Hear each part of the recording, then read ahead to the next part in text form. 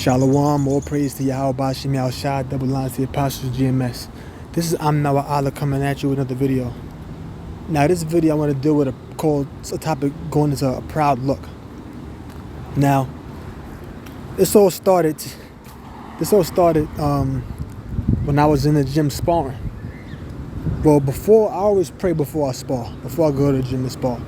You know, I always pray all the time, but definitely before I spar. You know, that's a serious thing. So I was in the gym getting ready. One guy was in there that I normally spar. He was already warmed up. So my trainer comes in after a while, and the guy goes to my trainer, "Your guy ready?" He calls me out. And so my trainer says, "Yo, so he called you out." From off that alone, I was like, "Oh shoot, this guy, he want to get a mental edge." Part of me also was like, "Oh, I don't like the fact that this guy called me out." I was like, "You know, it is what it is. I already prayed on it. It's in the Most High's hands." So I sparred with the guy, got the better of the dude. Overhand rights, countering his jab with the right hand, all of that, backing the guy up. I almost dropped the dude. His trainer got upset in the second round and took him out the ring. He took him out. Put the other guy in there. I sparred with him. We did a round of hard sparring. I was already, a little tired because I did 2 rounds. And after I sparred the second guy was like, "Yo, man, you hit me with some good shots." This is the second guy. He was like, "Yo, you hit me with some good shots and all of that." Giving me my props. And I give him his props too. This guy don't stop coming. Real good fighter. But here's the point I want to get to. When the other guy was being taken out of the ring, he was telling his coach, "No, I want to go one more round. And then after I sparred the other guy, the first guy that I sparred started calling out my coach, like talking trash. "Oh, you got cotton candy fighters. Oh, you ain't want your guy to keep sparring." And my trainer was being humble about it for a while. Then he said, "Yo, you had to get another guy to come in the ring and fight for you." And I told this dude, I said, "Yo, man, tuck your pride, man. You upset that you lost, tuck your pride." The dude was ashamed by that. So he pulled me, he had wanted to pull my coach to the side. I spoke to the guy, my coach spoke to the guy.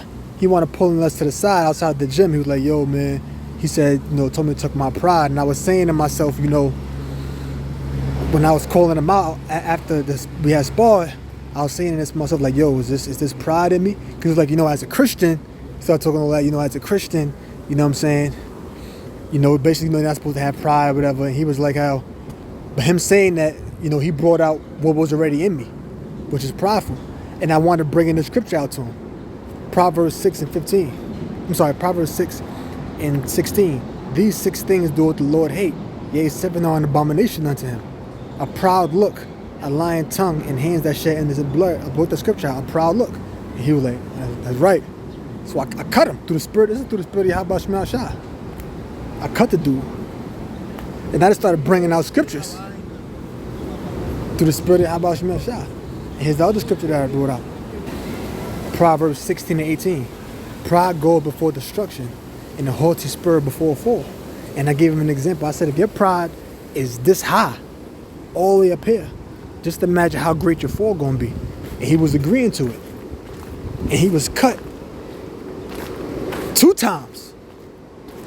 Figuratively speaking, he was cut when the Most High used me as a vessel to humble him. But then he was cut even more through the Spirit. Through the Most High's words.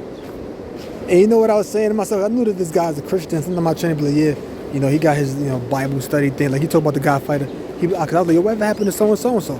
I don't see him in a while." He said, "Well, he got his Bible study. He's not gonna be here because he practices Lent. Lent. He's doing Lent, so he's not gonna be here. Things like that." So I knew that this guy was like, some kind of Christian dude. And I heard him say like a week ago something about something. He was talking to his trainer. He said something about like Bible study. I just heard him mention that. But as I was praying, after I had prayed to Yahweh Shema Shai, I was saying, "I know the real God." I was saying it in my mind. I know the real God. And I remember that Ali said that after he had beat Sonny Liston, who's also one of my favorite fighters, Ali and Sonny Liston, he had said, "I know the real God." Ali had said that, but Ali was going by Cassius Clay at that time, and he was into the whole Nation of Islam thing. Secretly, people didn't know that at the time. But It's just the spirit of Yahweh Shem. It's just how the spirit works. I didn't think about cutting this dude through the spirit. The Most High made me do that. Proverbs 16:18, pride go before destruction, and a haughty spirit before a fall.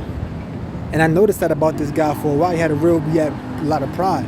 He spars with a lot of ego. You know, he get in the ring and his mentality is that sparring is like a fight. He wants to win. It's not about fighting, it's about working on what you gotta work on. But he sparred with a lot of ego, and that was his downfall. You know, through the spirit of Yahweh Shem Yahshua, I humbled myself and let the Lord take control. Better is to be of an humble spirit with the lowly than to divide the spoil with the proud. So it's better to be humble and be with the lowly than to divide the spoil with the proud. You know? Because if you get something that's of high value, let's say it's a spoil. Spoil is like something that people would steal. Alright? So spoil is like something that somebody may steal. Like spoils of war. You go to war and you spoil that other nation and you take their possessions. So better is it to be of an humble spirit with the lowly than to divide the spoil with the proud. So it's better to be humble and be with the lowly than to be among people who are proud and have great possessions. Great possessions is what people desire. But do you really want those possessions among those that are proud? Of course not. You'd rather be among those that are humble and of a lowly spirit. Those who are poor in this world. Humble, who are rich in faith. Because those are the things that the Most High, Yahweh Shem Yahshua, desires and requires of you. You know, and this dude was just a proud dude, man. He was a proud dude. Or is a proud dude. And he even looked like he was kind of upset that I was cutting him with scriptures. He looked a little humble at first. Because he was admitting his faults. He was admitting his faults, and you know, I acknowledged that, and I told him, I said, listen, we in the flesh. I told him we in the flesh. And we all had these battles between the flesh and the spirit. So he didn't know that I knew all of that. He didn't know I could fight like that through the spirit, but he didn't know through the spirit I knew them scriptures. You know? And it's all through the spirit of Yahweh Shem Yahshua, of course. 2 Corinthians 13:15, through the spirit of Yahweh Shem Yahshua, I also put this scripture out. Examine yourselves. Right, so you want to examine yourself. Look at the word examine. Strong's G 3985, Pyradzo. Pyradzo. To try whether a thing can be done, to attempt, endeavor, to try, make trial of, test for the purpose of ascertaining his quality or what he thinks or how he will behave himself. So that's what it means to examine yourself. You gotta ascertain your quality. It's got the word ascertain. See? To discover or make certain of something. So you gotta make certain. Examine yourself if you're truly in the faith or not. You gotta look at how you think, the things that you focus on, the things that you do. Are those things indicative, a sign of a person that's truly in the faith or not? That's what you gotta think. That's what you gotta do. Okay? How you will behave yourself, how you think. You gotta take that into account. You always gotta think about that. Okay? So it says, examine yourself whether you be in the faith. Examine yourself whether you be in the faith. Prove your own selves. So you gotta show and prove. You just can't say, you just can't talk about it, you gotta be about it. Know ye not your own selves? Don't you know your own self? You gotta know your own self. You gotta know your strength. You gotta know your weaknesses. You gotta know your temptations. You gotta truly take that into account. You know? We all men. We all got our flaws. They're all battles that we fight daily. But you gotta acknowledge your weak points and make them strong. And take into account those strong points and make them stronger. But through the spirit. Because that's not something that you control as a man. You understand? Know ye not ye your own selves, that Yahweh Shai is in you, except ye be reprobates? Yeah. Except ye be reprobates. Now, something that's reprobated, something that has failed the test. Reprobate silver. It's silver that's been taken out of the earth, right? But that silver, when you take it out of the earth, it still has something called dross. D-R-O-S-S. Dross is the aluminum, the tin, and all the other metals that's within that silver. And now you gotta heat that silver up. You gotta heat that silver up so that the silver has the dross. All of those, in other words, all of those unwanted metals were moved out of it, so that silver could be used for its purpose. Maybe it's a coin, it's a form of currency, and you want to remove those unwanted metals out of it by heating it up. But if that silver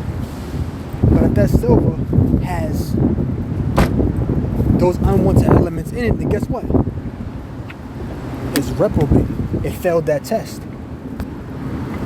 It may have the residue of that aluminum may come off on your fingers when you're touching that coin or when you're touching that silver. Okay? So you want to be reprobate. You don't be one that has failed that test of examination, of examining yourself. That's why I said that. You got to word reprobates. Strong's G96, Adakimas. Adakimas. Not standing the test, not approved. See? Properly used of metals and coins. See? That which does not prove itself such as it ought, unfit for, unproved, spurious, reprobate. And if that silver is reprobate, it's going to be tossed to the side. It's not needed. And you don't want that to be you. Nor do I want that to be me. So I'm speaking not just to brothers, I'm speaking for myself as well. So with that, I'm going to close and say, oh, praise Yahweh, Shem Yahshua, double line, say, Apostle GMS. I hope brother learn something. Shalom.